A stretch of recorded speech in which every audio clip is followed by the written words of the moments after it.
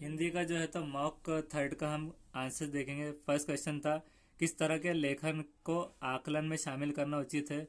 तो डायरी नहीं है, सभी है। विज्ञापन, डायरी, सूचना, संदेश, सभी सही है। नेक्स्ट है भाषा शिक्षण में अधिक उपयोगी क्या है। तो उसमें उपयोगी है व्याकरण नियमों की जानकारी देना।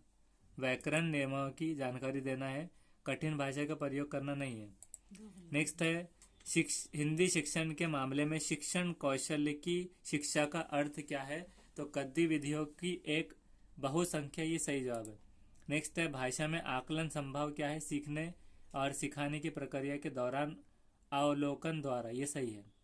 नेक्स्ट है हिंदी भाषा की शिक्षा का उद्देश्य क्या है कि छात्रों में व्यवहारिक कौशल्य विकसित करना, ये सही है। नेक्स्ट है व्याकरण क्या है। तो सभी है। भाषा के सिद्धांत, भाषा का निर्दिष्टीकरण और वाक्य में शब्दों के संबंध के साथ भावनाओं का अच्छा प्रयोग जिससे सही अर्थ निकले, सभी है। नेक्स्ट है राजभाषा का तात्पर्य क्या है। तो सांस्कृतिक भाषा नहीं है, सरकारी कामकाज की भाषा, ये सही जवाब है।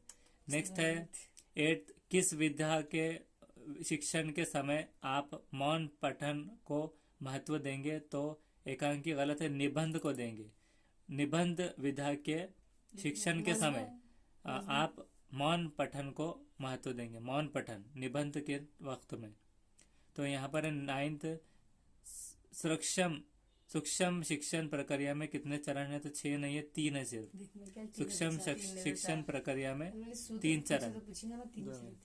फिर उसके बाद 10वां है कि भाषा के कौशल्य कौन से है। तो सुनना, बोलना, लिखना, पढ़ना, ये सही है। उसके बाद है निम्नलिखित में कौन सा शब्द आकाश का वाचक नहीं है। तो जलज नहीं है, व्योम है और अंबर भी है।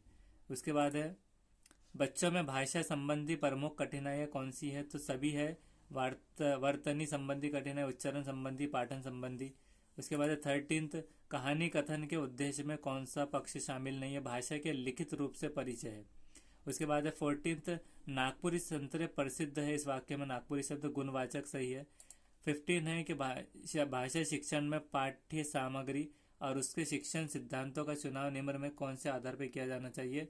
तो अभिभावनाओं की जरूरत गलत है, छात्र की जरूरत के आधार पर। तो छात्र होना चाहिए छात्र की जरूरत के आधार पर। नेक्स्ट है सीखने को स्थायी बनाने किससे मदद मिलती है। तो शिक्षण सामग्री है।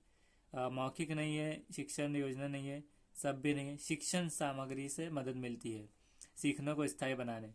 उसके बाद है 17 एक बालक सामान्यता किस कार्य में अधिक रुचि है।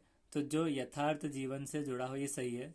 उसके बाद है 18 सत्यबद्ध मूल्यांकन पद्धति के अंतर्गत भाषा शिक्षण हेतु किसका प्रयोग समीचीन एवं तर्क संगत है। तो सभी है। चार्ट, मॉडल, चित्रांकन। उसके बाद है 19th अभ्यास के सिद्धांत में सबसे अधिक महत्व दिया जाता है। तो सभी को पढ़ना, लिखना, मौखिक वचन को।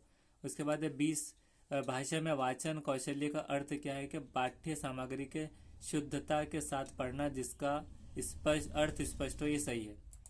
21 है कि छात्र को गृह कार्य जो दिया जाता है होमवर्क, क्योंकि पढ़ाए गए पाठ्य की जांच के लिए। तो ये जांच सही है।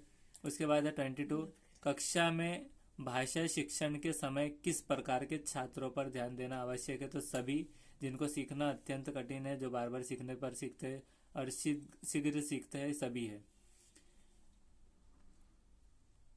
उसके बाद है नेक्स्ट भाषा शिक्षक के रूप में बच्चों को लिखने की क्षमता के विकास के लिए क्या करना होगा।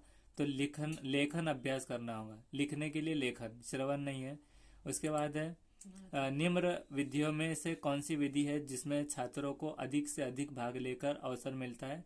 तो विश्लेषण विधि इसका सही है।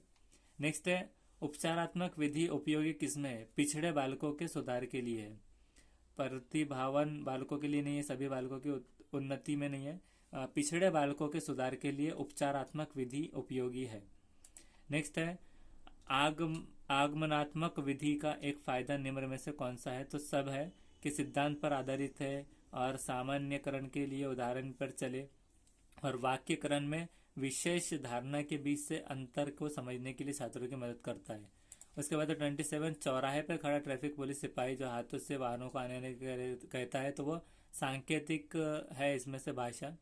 28 है कि सीखना किस विकास की प्रक्रिया, ये कथन किसका है, तो